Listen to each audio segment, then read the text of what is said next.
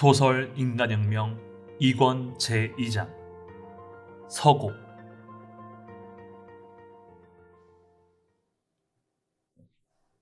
1946년 11월 3일 신헌법인 일본 국헌법이 공포되었다. 메이지 헌법이라고 일컫던 대일본 제국 헌법이 근본적으로 개혁된 것이다. 구헌법은 흠정 헌법이라 하여 천황이 제정하는 형식의 헌법이었다. 요컨대 구헌법은 천황 주권주의이고 국군주의를 가능하게 한 조항을 포함하고 있었다. 이에 반해 신헌법은 국민 주권을 내걸고 평화주의를 표방하여 기본적 인권의 존중을 높이 강조했다. 그 조문 중에서도 제정할 때 논쟁의 표적이 된 것은 제1장 제1조에서 제8조까지의 천황에 관한 사항과 제2장 제9조에 정한 전쟁 포기 조항이었다. 그러나 이 조항 가운데 특히 제9조의 규정이 장래에 어떤 사태를 가져올 것인지 아무도 예측할 수 없었을 것이다.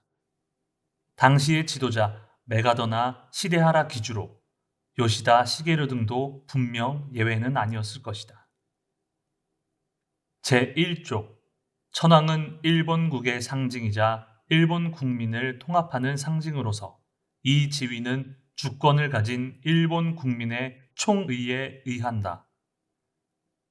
제9조 일본 국민은 정의와 질서를 기조로 하는 국제평화를 성실히 희구하고 국권을 발동하는 전쟁과 무력에 의한 위협 또는 무력 행사는 국제 분쟁을 해결하는 수단으로서는 영원히 이것을 포기한다. 전황의 목적을 달성하기 위해 육해 공군과 그 외의 전력은 보유하지 않는다. 나라의 교전권은 이를 인정하지 않는다.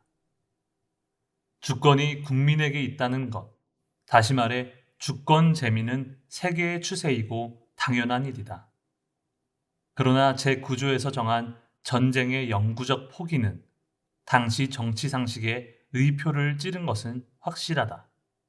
세계 사람들은 호전적인 나라라고 여긴 일본의 평화주의를 이념으로 하는 제9조가 나타났다는 점을 틀림없이 이상하고 불가사의하게 받아들였을 것이다. 메가더는 일본의 군사력 해체를 완료하고 장래에 일본이 다시 전쟁을 하지 못하도록 그 능력을 박탈하고자 의도했다. 그는 이것이 인류 역사상 전례가 없는 어려운 문제라는 사실을 잘 알고 있었다. 그러나 동시에 항구 평화를 지향하는 민주국가를 자기 손으로 만들겠다는 이상에 분명 불탔을 것이다. 점령하에 있던 일본 정부의 순회는 모두 다시 말해 시데하라 기주로든 요시다 시게루든 무엇보다 천황제 유지에 가장 신경을 썼다.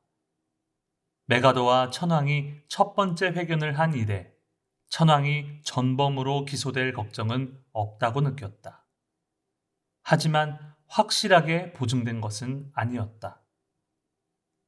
황실의 존속을 최대의 과제로 삼은 그들은 다른 분야의 양보는 어쩔 수 없다고 생각했다. 메가더는 일본의 점령 통치를 원활하게 실시하기 위해 천황을 그대로 두는 것이 상책이라는 방침을 굳혔다. 그러나 연합국 중에서 천황을 군사재판에 회부해야 한다는 강경한 의견을 가진 나라도 많았다.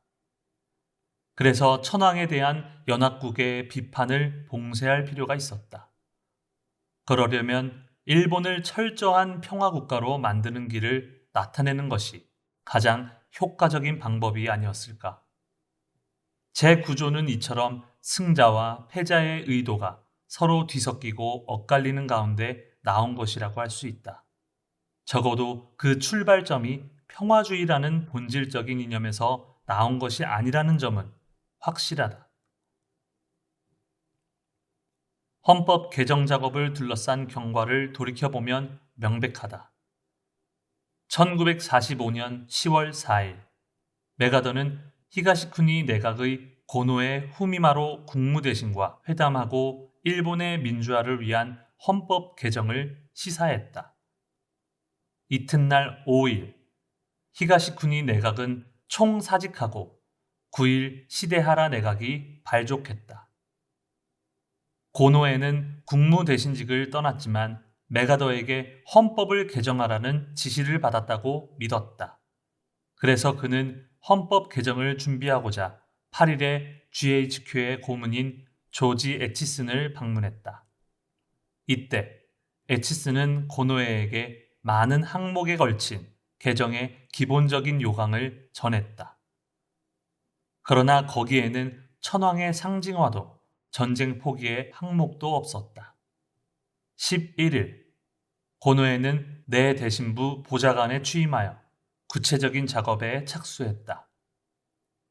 고노에가 천황에게 조언하는 권한을 가진 내 대신부 보좌관에 취임한 이유는 메이지 헌법에서는 헌법 개정을 발의하는 권한이 천황에게만 있기 때문이었다. 11일에 새로운 내각의 시데하라 총리가 메가더를 방문하여 회견했다. 메가더는 이 자리에서도 헌법의 민주적 개정을 시사했다. 그러나 이때도 천황의 지위에 관해서도 전쟁의 포기에 관해서도 언급하지 않았다. 이틀 뒤인 13일, 일본 정부는 마스모토 조지 국무대신을 위원장으로 하는 헌법문제조사위원회를 설치하기로 했다. 이리하여 메가더가 시사한 바에 따라 헌법 개정을 연구하는 기관이 내대신부와 내각에 모두 설치되었다. 얼마 후에 이것이 문제가 되었는데 헌법 개정은 내각이 해야 하며 내대신부가 관여하는 것은 이상하다는 의견이 나왔다. 또 고노에를 전범으로 다룰 것인지도 화제로 떠오르게 되었다. 이런 사태의 추이에 따라 메가더는 태도를 일변했다. 11월 1일, GHQ는 헌법 개정 문제에 관하여 고노에를 지지하지 않는다고 밝혔다. 고노에는 자신이 천황의 명에 따라 헌법 개정 준비를 하고 있다며 11월 22일에 조사 결과를 천황에게 보고했다.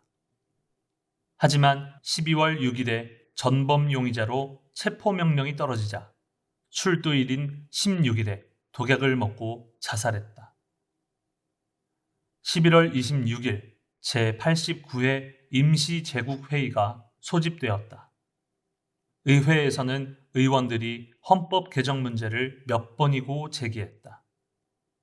12월 8일 헌법문제조사위원회 위원장인 마스모토 조지 국무대신은 질문에 답하는 형식으로 나중에 마스모토 사원칙이라고 일컫게 되는 내용을 개인적인 견해로서 진술했다. 그러나 그 내용은 메이지 헌법의 기본 이념을 개혁하려는 것이 아니었다. 처음부터 정부는 본격적인 개정이 필요하다고는 생각하지 않았던 모양이다. 이 무렵부터 각 정당도 헌법 개정안을 잇따라 발표했다. 자유당과 진보당 각각의 안도 천황에게 통치권을 주는 내용이었다. 개혁적이라 보이던 사회당조차 주권은 천황을 포함하는 국민협동체에 있다고 하고 통치권은 천황과 의회가 분할한다는 생각이었다. 천황제 폐지를 주장하는 공산당이 발표한 신헌법 골자에도 전쟁 포기에 관해서는 전혀 언급하지 않았다. 요컨대 보수와 혁신 모두 세계 동향을 확실하게 파악하지 못했으며 명확한 방향성도 전망도 없었다. 새해를 맞이하여 내각은 1946년 1월 말부터 헌법 문제를 수차례 토의했다. 2월 4일 헌법문제조사위원회에서 최종 의견을 청취하고 내각의 심의를 끝냈다. 그러나 내각이 정리한 헌법 개정 요강은 통치권은 천황에게 있다는 메이지 헌법의 조항을 거의 손도 대지 않아 헌법 개정을 한다고 말하기에는 거리가 멀었다. 2월 8일 마스모토 국무대신이 이 개정 요강을 GHQ에 제출했다. 이때 이미 GHQ는 헌법 개정 작업에 박차를 가하고 있었지만 시데하라 총리도 마스모토 국무대신도 이 사실을 전혀 알지 못했다. 한 달 전인 1월 11일, 메가더는 SWNCC에서 한 통의 극비 문서를 받았다. 제목이 일본 통치체제 개혁인 이 문서는 헌법 개정에 관한 미국 정부의 생각을 제시한 것이었다. GHQ는 일본 정부의 움직임을 계속 주시하면서 헌법 개정을 위한 준비 작업을 개시했다. 2월 1일, 마이니치 신문이 일면의 중요한 특종 기사를 게재했는데 그 기사에는 헌법문제조사위원회 시안의 전모가 들어있었다. 헌법개정조사회 시안, 입헌군주주의 확립이라는 표제가 눈길을 사로잡았다. 정확하게는 어느 위원이 만든 시안이지만 헌법문제조사위원회가 준비한 시안과 본질적으로 차이는 없었다. GHQ는 이 특종 기사에 즉각 반응했다. 시안의 모든 조문을 영어로 번역하여 메가더에게 전했다. 메가더는 일본 정부의 민주적인 헌법의 위반을 기대하기는 불가능하다고 판단했음이 틀림없다. 2월 3일 아침, 그는 GHQ 민정국에 헌법 개정 초안을 시급히 작성하라고 지시하고 초안에 넣어야 할 3가지 내용을 메모로 전달했다. 이른바 메가더 노트이다. 그 메모에는 원수로서의 천황의 지위, 전쟁 포기, 봉건제도 폐지가 쓰여 있었다. 처음으로 전쟁 포기, 군비 철폐가 수면 위로 떠오른 것이다. 메가더의 지시를 받고 이튿날부터 초안 작성 작업이 급속도로 진행되어 12일에는 GHQ가 작성한 헌법 초안이 완성되었다. 이튿날 13일, GHQ 민정국장 코트니 휘트니는 요시다 시게루 외무대신과 마스모토 조지 국무대신을 만나 8일에 받은 일본 정부의 헌법 개정안은 용인할 수 없다고 하면서 GHQ가 작성한 개정 초안을 제시했다. 두 대신은 경악했다. 그들은 이날 8일에 제출한 헌법 개정 요강에 대해 GHQ의 의견을 듣고 그것을 바탕으로 헌법 개정 작업을 개시할 예정이었다. 게다가 그들은 GHQ 초안의 내용을 보고 깜짝 놀랐다. 놀랐다기보다는 깊이 우려했다는 표현이 좋을지 모른다. 혁명적이고 너무나 발본적인 개혁 내용이었기 때문이었다. 그 자리에서 답할 상황이 아니었다. 마스모토는 시데하라와 협의하여 일본이 마련한 요강에 대해 다시 설명서를 제출했다. 그런데 18일, 휘트니는 일본 정부에 GHQ 초안의 원칙을 넣어 개정안을 작성할 것인지 말 것인지를 20일까지 회답하라고 통보했다. 2월 19일, 각 의회를 열어 마스모토 국무대신이 경과 보고를 했다. 다른 대신들은 금시초문이었다. 청천벽력 같은 GHQ 초안에 의론이 백출했다. 너무나도 참신한 초안의 내용에 그들은 GHQ의 의도가 무엇인지 예측조차 하지 못했다. 결국 시데하라 총리가 스스로 메가더를 방문하여 GHQ의 뜻을 확인하기로 정하고 가기를 끝냈다. 21일, 시데하라가 메가더를 방문하여 장시간에 걸쳐 회담했다. 이때 시데하라는 메가더의 이야기를 듣고 일본이 얼마나 냉엄한 국제 여론하에 있는지 처음으로 알게 되었다. 이 시기에 일본 점령 정책에 대한 연합국의 최고 결정기관인 극동위원회의 제1회 회의가 2월 말에 개최하기로 결정되어 있었다.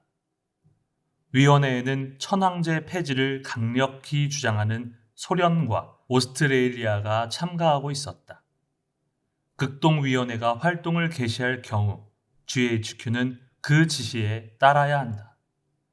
메가더는 일본이 천황의 지위에 관해 안태를 도모하려면 극동위원회가 이 의의를 제기하기 어렵게 평화적이고 민주적인 헌법안을 조속히 제시할 필요가 있다고 생각했다. 그러려면 상징 천황제와 주권 재민, 전쟁 포기를 명확하게 하는 것이 반드시 필요하며 이를 받아들이지 않으면 일본의 안태도, 천황의 안태도 어려울 것이라고 메가더는 설명했다. 시데하라는 이미 GHQ 초안을 거부할 수 없음을 깨달았다. 그런데 당시 상황에서 보면 천황에게 주권을 주지 않기 위한 조항을 고려한 것은 당연한 일이지만 전쟁 포기라는 아이디어는 과연 어디에서 나온 것인가? 메가더는 훗날 회상록에서 시데하라 총리와 1월 24일에 회담할 때 신헌법을 기초하면서 전쟁 포기 조항을 만들어 모든 군비를 보유하지 않을 것을 명확히 하겠다는 제안을 시데하라가 했다고 말했다. 또 시데하라도 회고록에서 어정쩡하게 군비를 보유하는 것보다 전쟁을 포기하고 군비를 전폐하는 편이 좋다고 생각했다고 말했다. 시데하라가 메가더와 회견할 때 군비를 전폐하겠다는 생각으로 전쟁 포기를 말했다면 시데하라의 머릿속에 있던 아이디어는 헌법 개정 요강에는 무슨 이유로 반영되지 않았던 것일까? 전쟁 포기를 시데하라가 발의한 것인지 메가더가 지시한 것인지 지금으로서는 진실을 검증하기가 어렵다. 어쨌든 국제 분쟁을 해결하는 수단으로서 무력 행사를 배제하고 전쟁을 영원히 포기한다는 규정은 극히 획기적인 발상이었음은 틀림이 없다. 전쟁 포기를 선언한 헌법 제9조의 정신은 세계가 추구해야 할 평화 이념이며 이 정신이야말로 영원히 견지하고 계속 내세워야 할 것이리라. 전쟁 포기라는 사고방식 자체는 이때 처음 등장한 것이 아니다. 이미 1928년에 파리 부전조약에 나와 있다. 부전조약 제1조에는 이렇게 써 있다.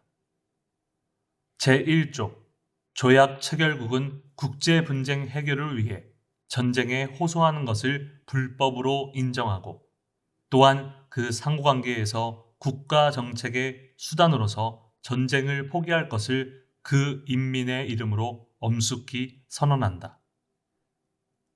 제1차 세계대전은 독가스, 탱크, 잠수함, 비행기 등 대량 파괴가 가능한 새로운 무기가 등장하여 800수십만이라는 미중유의 사망자를 냈다.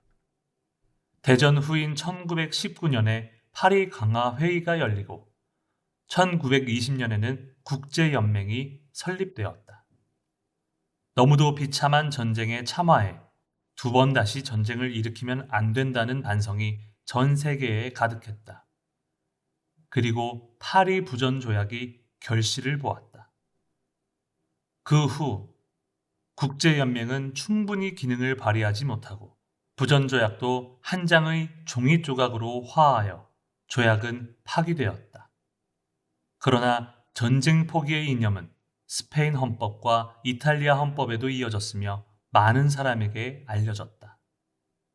그리고 제2차 세계대전을 거쳐 이런 참화를 반복하면 안 된다는 소원을 담아 1945년 10월에 발효한 국제연합 헌장에도 그 정신이 이어졌다.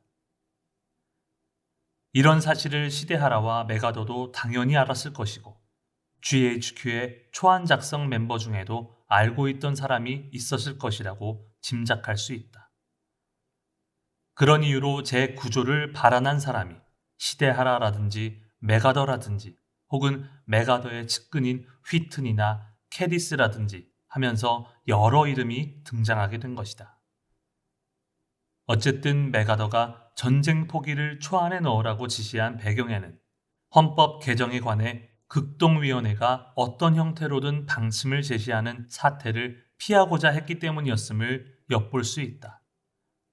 그래서 극동위원회가 활동을 개시하기 전에 헌법 개정을 추진하여 천황의 상징적인 지위를 명확히 하고 평화 국가를 향한 의지를 전쟁 포기 조항에 명기하는 것이 틀림없이 유리하다고 생각했을 것이다.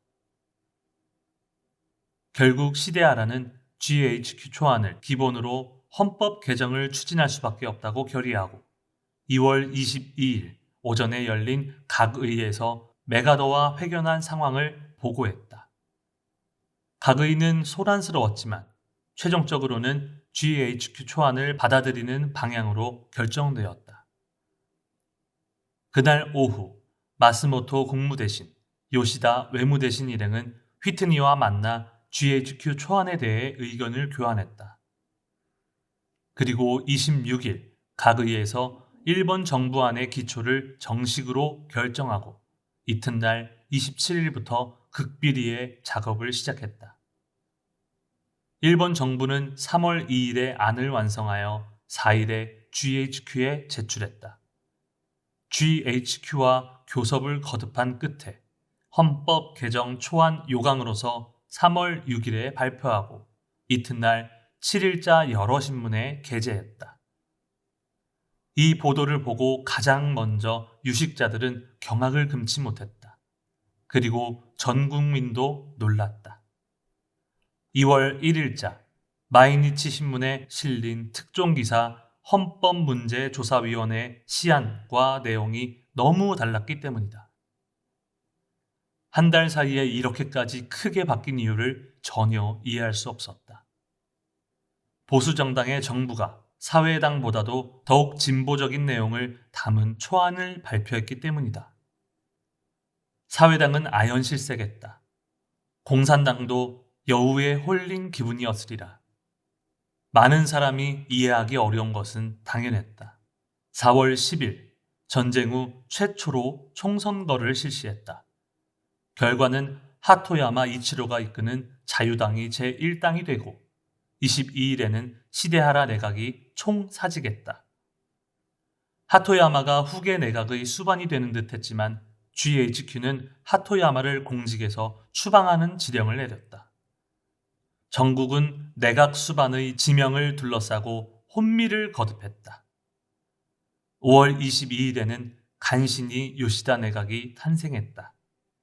신헌법 초안을 성립시키는 일은 시데하라를 대신하여 요시다 내각이 담당하게 되었다.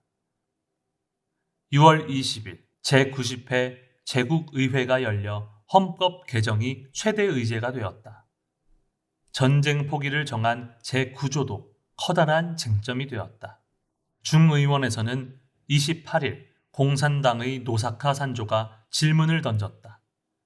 그는 전쟁에는 부정한 전쟁과 정의로운 전쟁이 있다. 침략 전쟁은 부정한 전쟁이지만 자국을 지키기 위한 전쟁은 정의로운 전쟁이다 라고 하며 요시다 시게루를 추궁했다.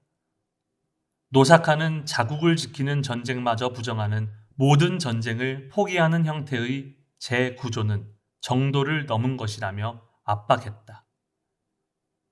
그가 이런 질문을 한 배경에는 그날 28일에 결정된 공산당의 일본인민공화국 헌법 초안이 있었다. 그 초안의 제5조에는 어떤 침략 전쟁도 지지하지 않으며 또한 이에 참가하지 않는다고 있다.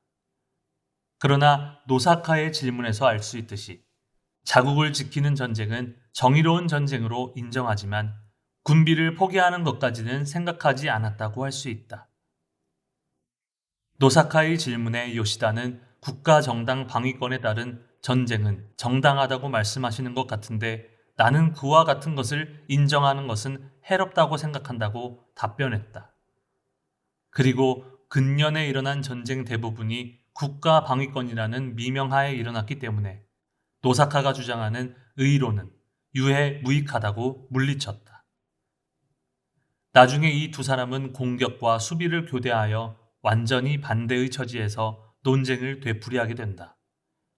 지금 당시의 의사록을 읽어보면 우습게 느껴질 만큼 상호 간의 혼란과 모순이 여기저기서 많이 보인다. 질의응답을 하는 두 사람 모두 평화에 대한 확고한 사상도 이념도 없었음을 말해주고 있다. 어쨌든 신헌법은 1946년 8월 24일 중의원 본회의에서 찬성 421표, 반대 8표라는 압도적인 찬성으로 가결되었다. 반대 8표 중 6표는 공산당 의원 전원이었다. 헌법 개정안은 8월 26일 귀족원 본회의에 회부되었다. 10월 6일 귀족원에서 수정 가결된 개정안은 그날 바로 중의원에 되돌아가 이튿날 7일 열린 본 회의에서 채택되었다. 공산당원을 제외한 압도적 다수로 가결된 것이다. 그리고 11월 3일 일본국 헌법으로서 공포되었다. 그런데 시간이 지나면서 가장 먼저 후회한 사람은 필시 메가더 자신이었을 것이다. 1950년 6월 한국전쟁이 일어났다. 이때 일본의 점령 정책을 맡고 있던 미군 중 4개 사단이 한반도로 이동했다. 이 결과로 일본의 방위체제는 크게 구멍이 뚫리게 되었다. 일본을 2번 다시 전쟁을 할 수 없는 나라로 만든다는 미국의 대일 정책은 일본을 반공의 방파제로 만들겠다는 방향으로 크게 전환되었다. 메가더는 일본의 재군비 필요성을 통절히 느꼈을 것이다. 그는 일본의 방위체제에서 생긴 공백을 메워야 했다. 그러나 재구조가 가로막고 있었다. 그래서 8월 10일 GHQ에서 지령을 내려 경찰력 부족을 보충한다는 명목으로 경찰 예비대를 발족했다. 경찰 예비대는 4개 사단에 상당하는 체제였다.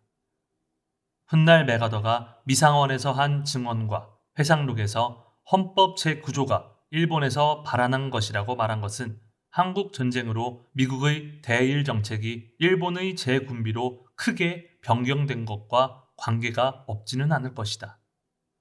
신헌법이라고 일컫는 일본국 헌법도 이미 긴 역사를 새겨왔다. 언젠가 개정을 논의하기도 할 것이다.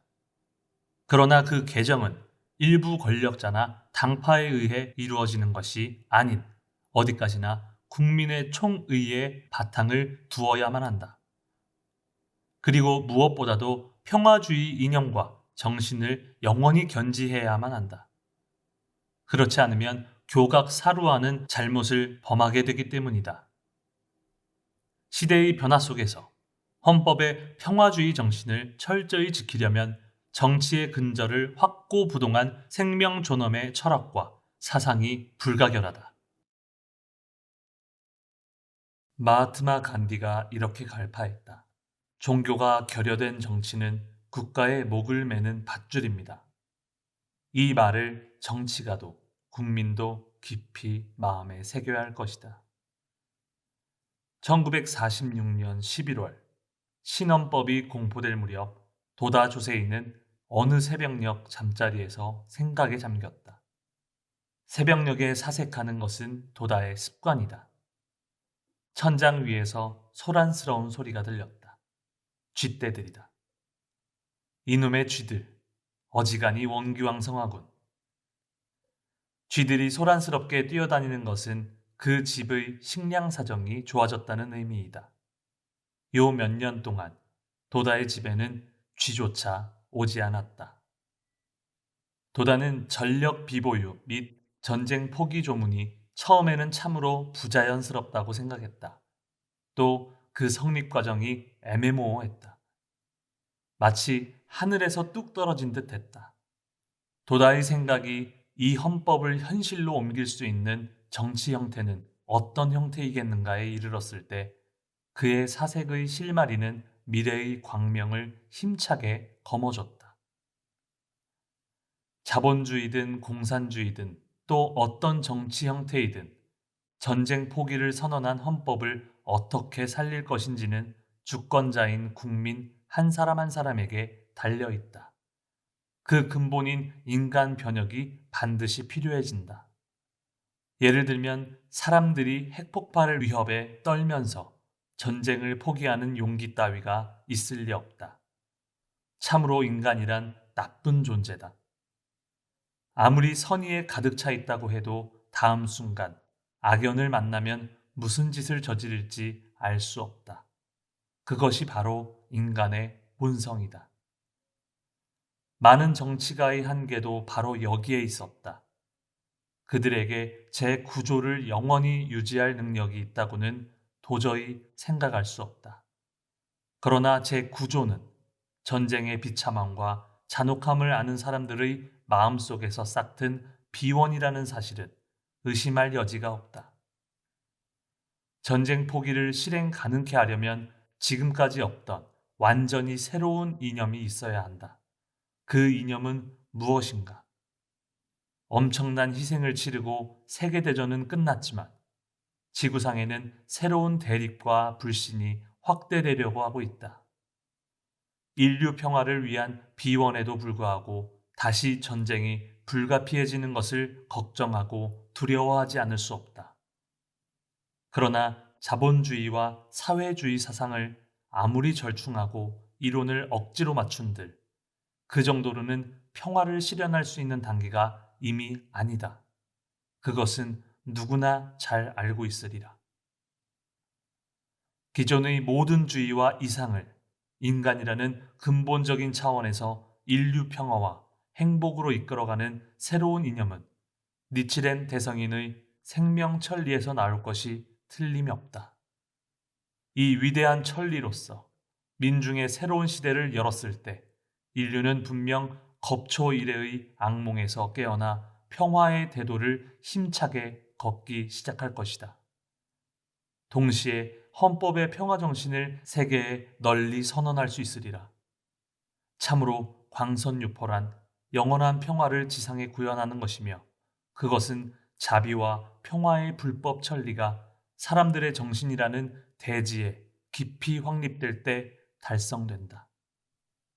지금 지구의 한모퉁이에 있는 일본의 전쟁 포기와 평화주의를 내세운 헌법이 홀연히 나타난 일이 도다 조세이에게는 불가사의할 따름이었다. 그는 생각했다. 아니, 강하게 확신했다. 광선유포가 먼저 이 나라에 실현될 수 있다는 증거이다. 어서에는 광선유포는 대지를 관역으로 하는 것과 같으리라 라고 명백히 나타나 있다. 시와 기와 국의 조건은 완전히 무르익었다.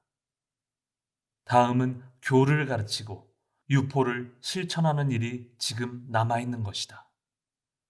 그렇지만 이 사실을 깨달은 사람은 이 도다 외에는 아무도 없다. 말을 해도 아무도 믿으려 하지 않을 것이다. 도다 조세이는 잠을 이루지 못하고 침상에서 이리저리 뒤척였다. 그리고 가슴에 손을 얹고 한숨을 깊이 쉬었다. 도다는 임박해온 은사 마키쿠치 스네사부로의 3회기 법요와 전쟁 후 제1회가 되는 총회를 개최로 고심하기 시작했다.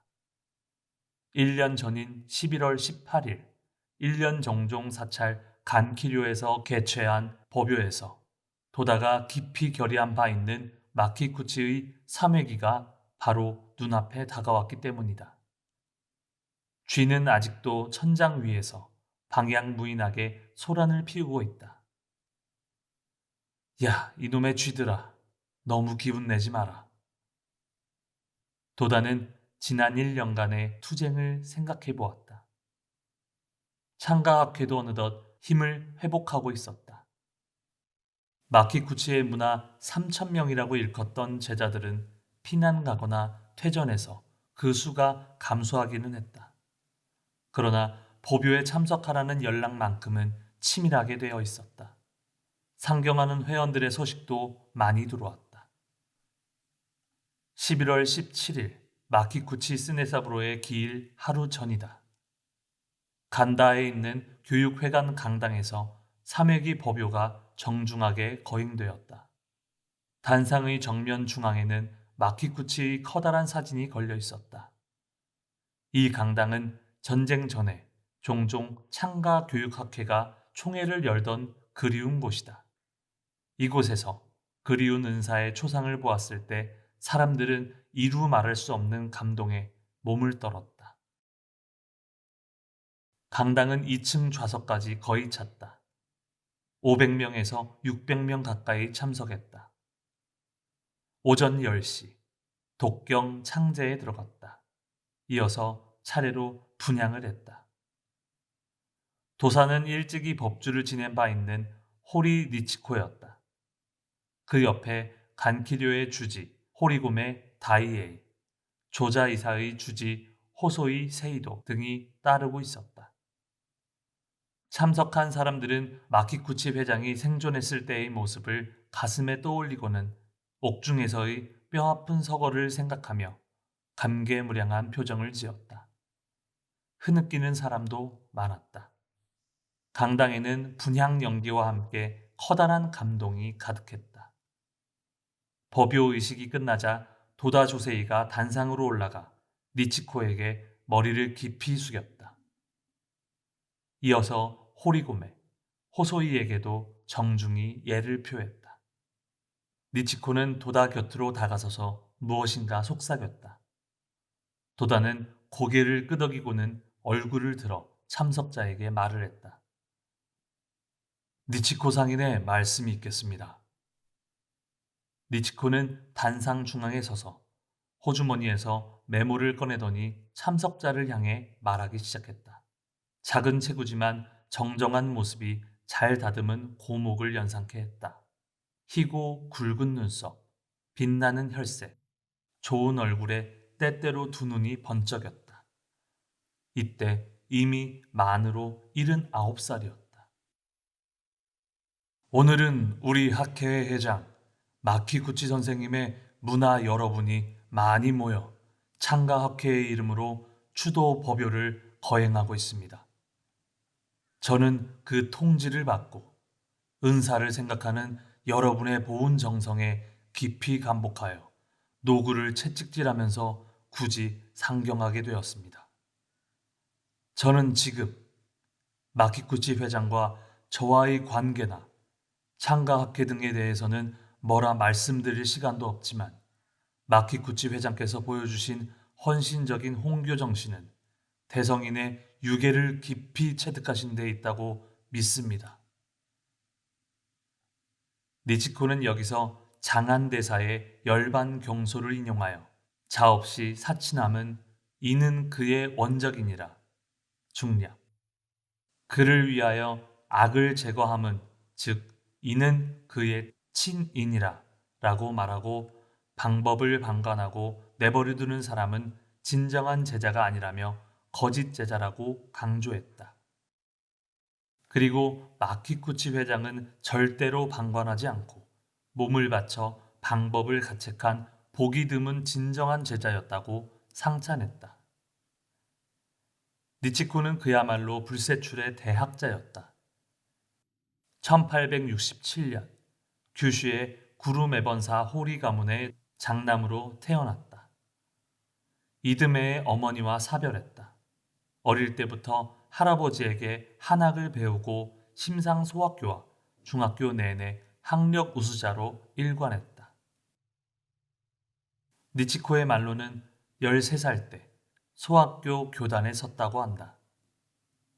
사회에서 여러 가지 일을 경험한 니치코는 17살이 되던 1884년에 덴묘사 신도에게 절복되어 입신했다. 3년 후인 1887년에 득도하고 이윽고 제52세 법주 니치덴의 제자가 되어 총본산 다이세키사에 올랐다.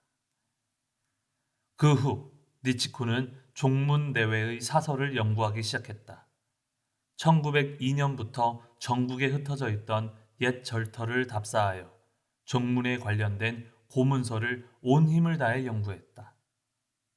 1926년부터 1928년까지 제59세 법주를 역임하고 그때까지의 연구 성과를 집대성한 종합 전집을 편찬하는 동시에 니치칸 상인 전전, 난조 도키미스 전전 등을 차례로 저작했다. 나아가 1937년에는 미노부 이산사를 발간했다.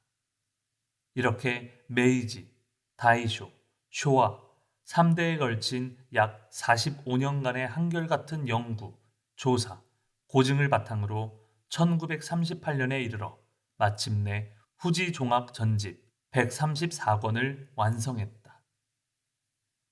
여기에는 종지와 종의에 관한 모든 여러 가지 설이 문헌적, 실증적으로 망라되어 있다.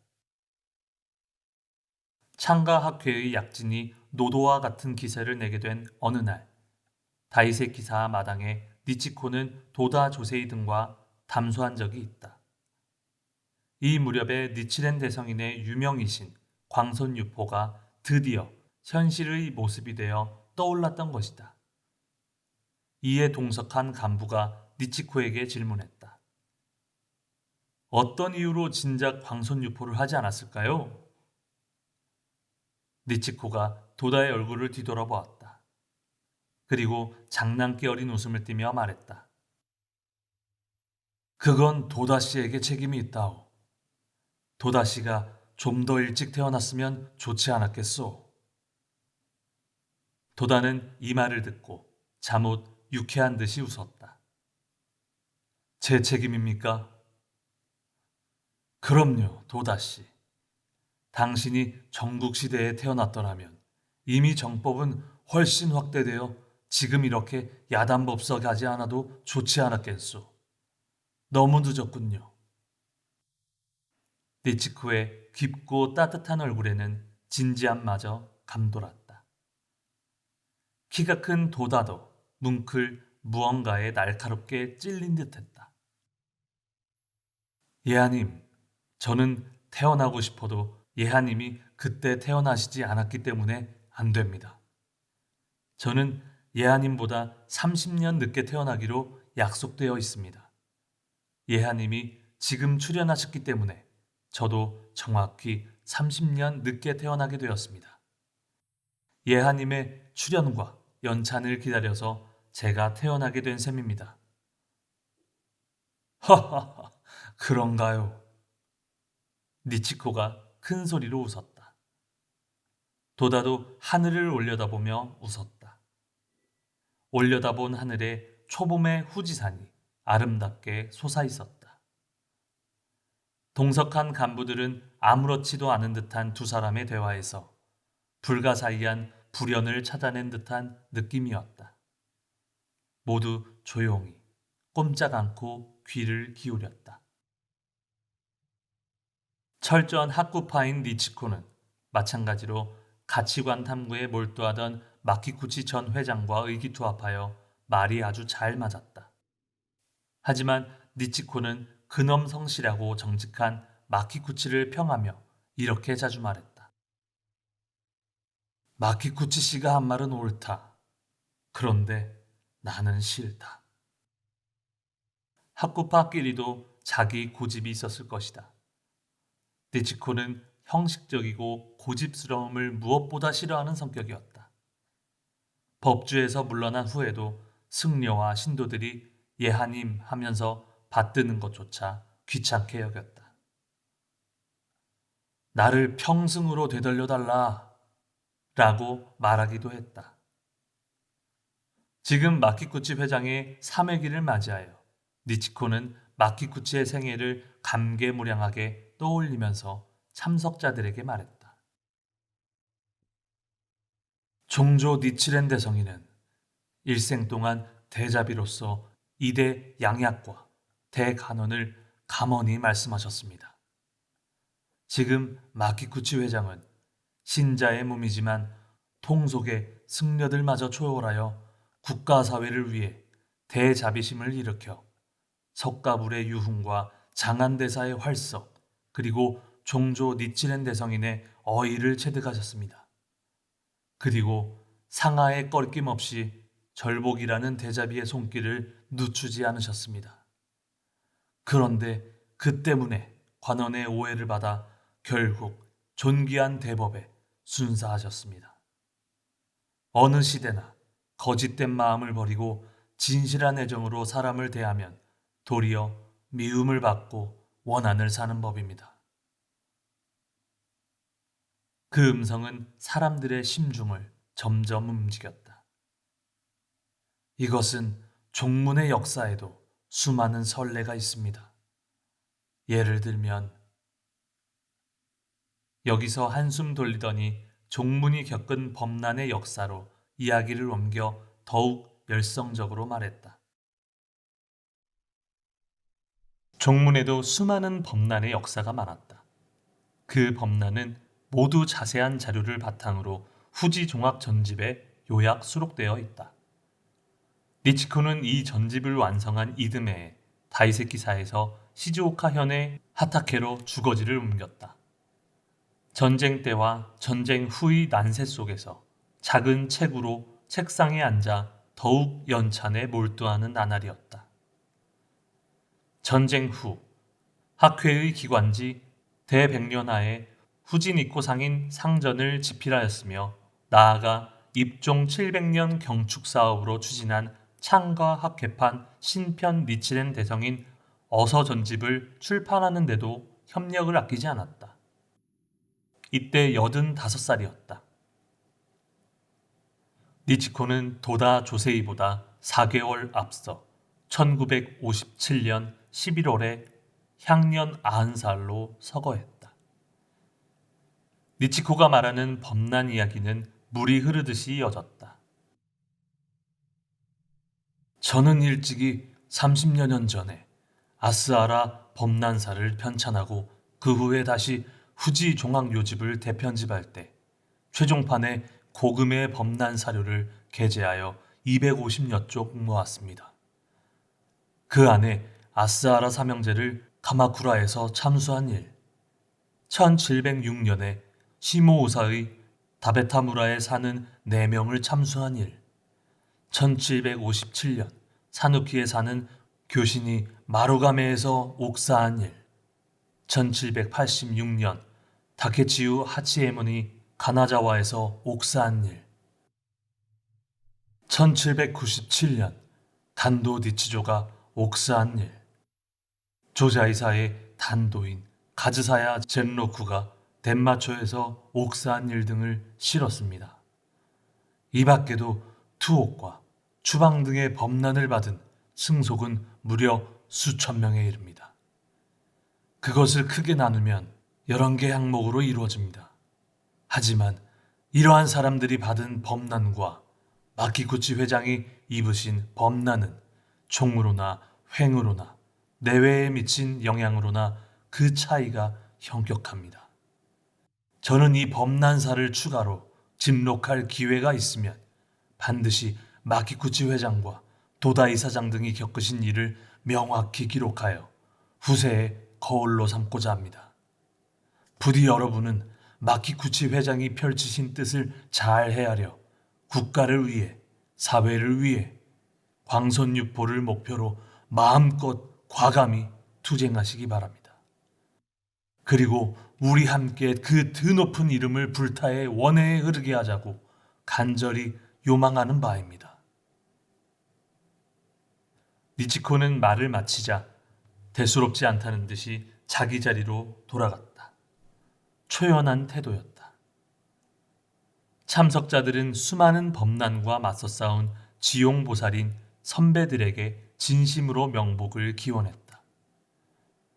니치코는 이렇게 3회기 때 약속한 대로 10년 후에 다시 펴낸 후지 종합 요집 제9권의 범난편에 마키구치 회장을 비롯하여 창가 교육학회의 범난을 추가했다.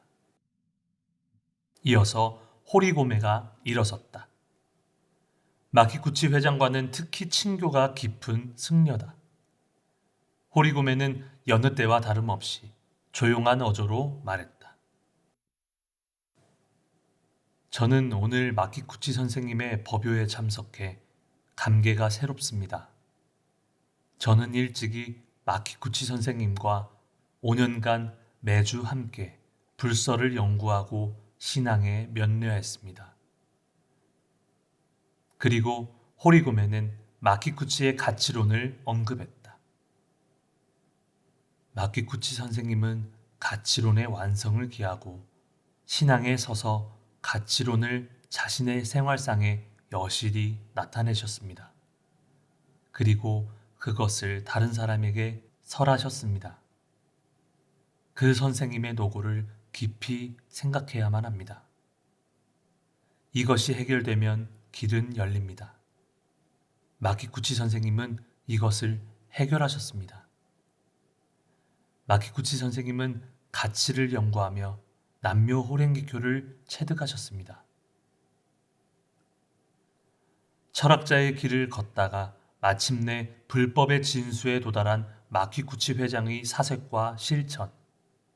호리고메는 희유하고 숭고한 마키구치의 생애를 역설했다. 이어서 호소이가 낭랑하고 힘찬 목소리로 말하기 시작했다. 호소이는 에도 시대의 국학자인 모토오리 노리나가, 히라타 아스타네 등에 의해 불교가 외래 사상으로 배척되고 천태 대사와 니치렌 대성인이 비방당하셨다고 말했다. 그리고 그 후 많은 학자의 사견이 악견을 만들어내 오늘날과 같은 일본의 운명을 초래했다고 단언하고 이렇게 말을 맺었다. 일본은 그야말로 사견 때문에 망했으며 지금 또한 사견에 물든 학자들 때문에 타락하고 있습니다. 그러한 오늘날 마키구치 선생님이 펼치신 뜻을 이어받아 우리 동지는 정종의 교의를 기피하고 더욱 널리 광포하며 바른 것을 바르게 인식하는 연구가 이루어지기를 희망하는 바입니다. 장례는 참으로 고요했다. 기침소리 하나 없었다. 이윽고 추도사 순서가 되자 사회자는 먼저 경제인 그룹의 간부 이와모리 기조의 이름을 지명했다. 이와모리는 주검이 되어 추록한 마키구치 회장의 쓸쓸한 장례식에 참석한 사람이다. 이와모리는 그때 본 훌륭하게 성불한 마키구치의 모습을 말했다. 그리고 마키구치 선생님은 마지막까지 실험 증명으로서 우리를 가르쳐 주셨다고 눈물을 흘리며 추도사를 끝맺었다. 또한 미시마 요시조, 고니시 다케오도 고인의 사진을 보며 여러 가지 추억을 말했다. 그리고 은혜에 대한 감사함을 거듭말하며 결의와 서원을 피력했다. 이어서 대표 제자 5명이 차례로 일어나 각자 슬픔과 감동으로 조사를 낭독했다. 모두 훌륭한 말이었다. 그 가운데 일찍이 이사로서 교육자 그룹의 중심자인 데라카와 요조도 있었다. 수많은 사람이 전쟁 중에 퇴전했다. 그리고 지금은 마키구치에게 사죄하고 있는 듯이 보였다. 또 멀리 나스의 산골에서 온 마스다 규이치로도 있었다. 그들은 각자의 처지에서 마키구치 회장을 접했다. 그리고 일대의 스승으로 받든 사람에 대한 추모와 추선으로 새삼 자신의 슬픔과 무력감을 알고 다음 시대를 향한 새로운 전진을 굳게 서원했다. 마지막으로 도다 조세이가 일어서서 마이크 앞으로 나아갔다. 도다는 말하기 시작했다. 마치 살아있는 사람과 대화하는 듯한 어조였다. 이별이었습니다. 돌이켜보건대 1943년 9월 당신께서 경시청에서 구치소로 가실 때가 마지막 이별이었습니다. 선생님, 부디 건강하십시오 라고 말씀드리는 것이 제가 할 수 있는 모든 것이었습니다. 선생님, 당신께서는 대답도 없이 고개만 끄덕이셨습니다. 그 모습에서 그리고 그 눈에서 무한한 자비와 용기를 느꼈습니다. 저도 뒤를 쫓아 스가모로 갔습니다만 노구인 당신께서는 부디 하루라도 빨리 세상으로 되돌아가실 수 있도록 해달라고 조석으로 오번존께 기원했습니다. 그러나 제 신심이 아직 모자라고 또 불해가 광대무변하지 못해서 1945년 1월 8일 판서로부터 당신께서 영산으로 떠나셨다는 소식을 들었을 때의 슬픔. 장님이 지팡이를 잃은 듯 어두운 밤에 등불을 잃은 듯한 쓸쓸한 마음. 저는 밤마다 선생님을 그리워하며 울었습니다. 여기까지 왔을 때 도다는 오열을 삼켰다. 몸을 굳히고 다시 입을 다물었다. 장내에는 흐느끼는 소리가 작은 물결처럼 일어났다. 눈물을 흘리지 않으려고 참는 사람이 있는가 하면 손수건을 눈에 대는 사람도 있었다. 상복으로 완전히 몸을 감싼 기요하라 가스도 참을 수 없는 눈물을 억누르고 있었다. 도다는 더욱 힘주어 말을 이었다. 선생님의 광대무변한 자비는 저를 감옥에까지 데리고 가셨습니다. 그 덕분에 제제제불토 상여사구생이라는 묘호랭개교의 한 구절을 몸으로 읽고 그 공덕으로 지용보살의 본사를 알아 법화경의 의미를 조금이나마 신독할 수 있었습니다. 이 얼마나 행복한 일입니까? 도다의 말이 장내에 쩌렁쩌렁 울려 퍼졌다. 사람들은 물을 끼얹은 듯이 조용했다. 그리고 그의 한마디 한마디에 진지하게 귀를 기울였다. 창가 교육학계의 전성기 때 저는 선생님의 후계자가 되기 싫어 먼저 데라카와 요조를 추천하고 후에 간다 조지를 추천해 선생님의 학설을 이을 후계자로 삼으려 했습니다.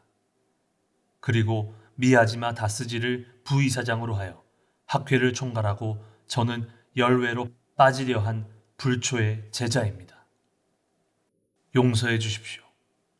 그러나 이 불초의 제자도 2년간의 옥중 생활에서 부처님을 삼가 받들어 이 우둔한 몸과 이 생애를 광선유포를 위해 버리겠노라고 결심했습니다. 지켜봐 주십시오. 부재의 우둔한 몸이지만 선생님의 뜻을 이어 학회의 사명을 완수하고 영치산회에서 만나 뵐 날에는 반드시 칭찬받을 결심입니다.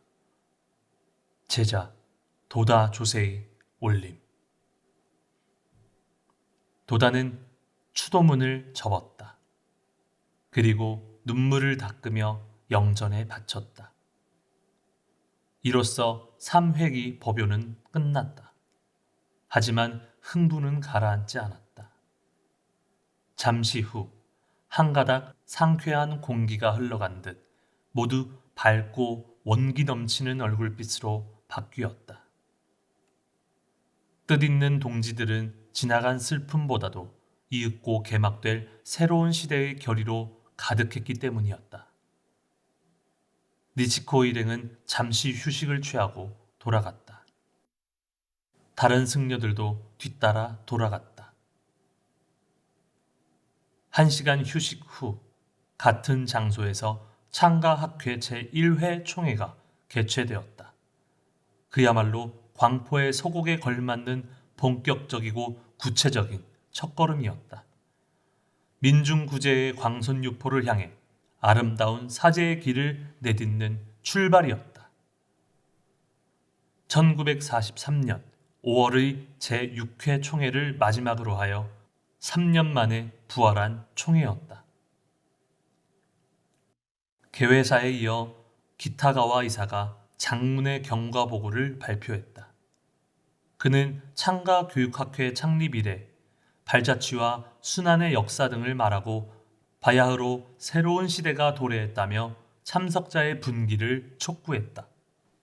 또 도다 이사장이 솔선하여 개최한 절복 자담회 실천으로 1월부터 총회 당일까지 약 200명이 입회했다는 것을 보고했다.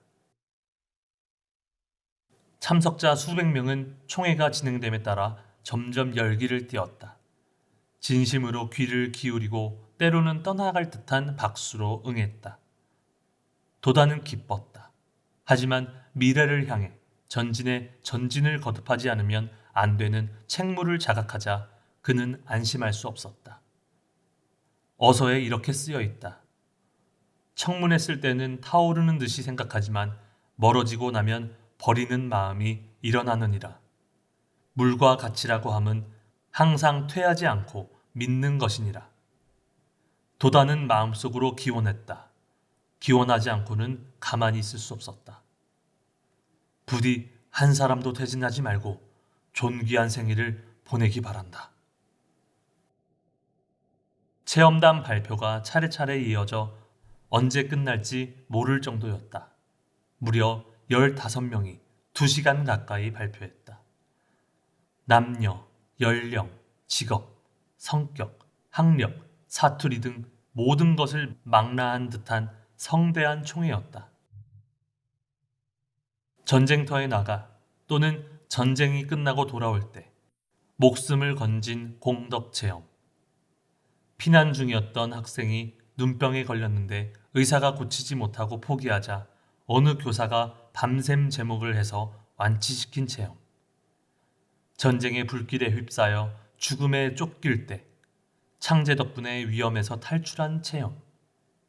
전쟁 후 실업과 궁핍 때문에 온 가족이 자살하려고 마지막 창제를 할 때 마키쿠치 회장의 새 출발이 중요하다라는 말이 생각나 심기일전하여 진지하게 신심에 면려하고 노력한 결과 이제는 조그만 집을 마련했다는 생활체험 등등. 어본전의 공덕을 모르는 사람은 그런 기적을 믿을 수 없다고 말할지도 모른다. 그러나 설령 그것이 기적이라고 할지라도 이런 기적적인 현상이 여러 사람에게 일어났다면 어떻게 대답할 것인가? 불법의 생명천리는 그와 같은 불가사의한 현상마저도 인과 이법에 비추어 설명했다. 생명천리의 실험 증명으로 나타난 절실한 체험은 듣는 사람의 마음을 근저부터 뒤흔들었다. 니치렌 대성인 불법이 황폐해지고 초토화된 가운데 되살아났다고 느낄 수 있는 총회였다. 장시간의 회합임에도 불구하고 한 사람도 지루한 기색을 보이지 않았다. 그들도 또한 생활이 절실하게 어려웠기 때문이었다. 15명이 발표한 체험을 듣고 자신들의 가슴속에도 확신과 용기가 싹 텄다. 저 사람이 할 수 있는 일을 내가 하지 못할 리 없다. 어본전이 올바르고 절대적인 힘을 가지고 있다면 저 사람뿐만 아니라 내게도 똑같은 현증이 나올 것이다. 전쟁 후 제1회 총회는 순조로이 진행되었다. 시간은 오후 4시가 조금 지났다. 꽤 오랜 시간이 지났는데도 사람들은 실증을 내기는커녕 장내는 점점 열기를 더했다. 간부 2~3명이 지도를 끝내고 마지막으로 도다 조세이가 연단에 섰다. 우레와 같은 박수가 터졌다. 눈물을 머금은 사람도 있다. 박수가 계속되었다. 도다는 박수 소리에서 전 회원이 보내는 신뢰와 희망이 자기 한 몸에 실려 있음을 느꼈다. 도다는 아주 쉽게 이야기하자고 생각했다. 옛날 니치렌 대성이는 난해한 불법 천리를 알기 쉽게 가르쳐주고자 가나 문자를 많이 사용한 편지로 문화를 지도하셨다. 한자뿐인 천태학에 빠진 승려들은 천박하게도 그런 대성인을 비웃었다고 한다. 난해한 이론을 제멋대로 다루고 자못 지식인처럼 잘난 체하는 가짜 학자는 현대에도 많다. 먼저 민중이 마음으로 깊이 이해할 수 있는 이론이 아니면 생활에 보탬을 주지 못한다. 가장 평이하고 구체적으로 지도할 수 있는 인물이야말로 학자로서 뛰어난 힘을 가진 사람임에 틀림없다. 이론을 위한 이론의 유희는 아이들이 집짓기 블럭으로 노는 것과 아무런 차이도 없는 법이다. 도다는 온화한 얼굴로 친근하게 웃었다. 벌이나 공덕이라고 하면 신이나 부처의 독점물이라고 생각합니다. 특히 지금 세간의 부처나 신은 누가 더 공덕이 많은지 경쟁하고 있습니다. 나리타 신사의 공덕이 있다. 이나리 신사의 공덕이 있다. 불립강의 공덕이 있다고 말입니다. 사람들은 모두 이 공덕에 미혹하고 있습니다. 그렇지 않습니까? 그러면 이 벌과 공덕은 과연 신이나 부처의 독점물인가? 결코 그렇지 않습니다. 처음부터 인간은 벌과 공덕 속에서 생활하고 있는 것입니다. 신앙이 있든 없든 관계없습니다. 어부가 고기를 잡으러 나가서 고기를 많이 잡으면 공덕이고 고기를 잡지 못하거나 배가 파손되면 이것은 상업상의 벌입니다. 어묵장사는 손님이 많이 와서 돈을 벌면 공덕이고 손님이 난동을 피우거나 손님이 오지 않아 경비가 많이 들면 이것은 상업상의 벌입니다. 어부는 어부, 어묵장사는 어묵장사로서 생활상의 벌과 공덕이 있습니다. 사람들은 당연하지 않냐는 얼굴로 들었다. 도다는 신앙이란 결코 인생과 생활에서 동떨어진 것이 아니라는 점을 먼저 말했다. 묘호랭개교는 우주의 모든 삼라만상을 포함하는 일대 생활, 생명활동의 본원적인 힘이고 인생의 최고 법칙입니다. 이 대법칙을 근본으로 하는 신앙생활에는 말하려야 말할 수 없는 위대한 공덕이 있습니다. 반대로 생명의 일대 법칙에 위배하여 불신과 방법을 일삼는 무리에게는 인과 이법에 따라 현증으로 엄한 벌이 나옵니다. 이 점은 법화경에 쓰여 있으며 대성인 어서에는 일일이 헤아릴 수 없을 정도로 수없이 많은 성문이 있습니다. 사람들이 갖가지 종교를 신앙하는 것도 대부분 어떤 형태로든 공덕을 기대하기 때문일 것이다. 대성인이 이렇게 말씀하셨다. 도리 증문보다 현증 이상은 없느니라. 현실의 고뇌를 해결하지 못한다면 힘 있는 종교라고는 할 수 없다. 공덕이라고 해도 현실 생활 속에 나타나고 자기 스스로 이것을 깨달을 수 있어야 한다.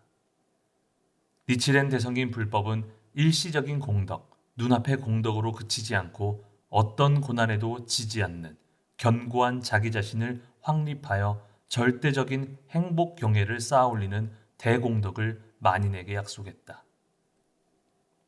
도다는 공덕과 벌을 알기 쉽게 이야기하면서 묘법을 순수하게 실천하는 사람은 헤아릴 수 없는 대공덕이 함께한다는 것을 강력히 선언하고 이야기를 마쳤다. 정면에 걸린 시계는 벌써 오후 5시 30분을 넘고 있었다. 이 제1회 총회는 창가교육학회에서 탈피한 신생창가학회의 출발이었다. 학회는 가치론을 발판으로 하던 옛 방식과 결별하고 진실한 불법의 위대한 공덕을 말하면서 민중 속으로, 인간 속으로 환희의 행진을 계시했다. 추록하고 1년여가 지났다. 도다는 새로운 창가학회를 엄연히 출발선에 놓았다고 생각했다. 도다는 이날 만족했다. 이 이후로는 속도 조절에 주의하고 격려하고 때로는 엄하게 지도해야 한다. 그러나 이때 출발선에 선 것은 창가학회뿐만이 아니었다. 신헌법으로서 지금까지의 역사를 세단장한 패정국 일본도 또한 이 11월에 똑같이 출발선에 섰다고 할 수 있으리라. 이미 바깥은 어둑어둑해지고 추웠다. 스이도바시역으로 가는 도중 몇몇 청년이 도다 뒤를 따랐다. 모두 가난해 보이는 옷차림이었다. 그러나 이 청년들이야말로 보배를 흉중에 품은 미래를 향한 원동력이다. 모두 맑고 늠름한 젊은이였다. 도다는 기뻤다. 청년들은 누가 시키지도 않았는데 남자 청년부의 노래를 부르기 시작했다. 번잡한 거리의 소음에도 아랑곳 없이 도다는 가만히 그들의 노래에 귀를 기울였다. 영화의 물결은 사라지고 야망난무가 가라앉을 때 사법은 쇠퇴해도 정법은 위강찬란한 구원이리라. 아, 우리 벗의 대원인 광선유포의 때는 왔노라. 피 끓는 젊은 무사여 법기를 들고 분연히 일어서라.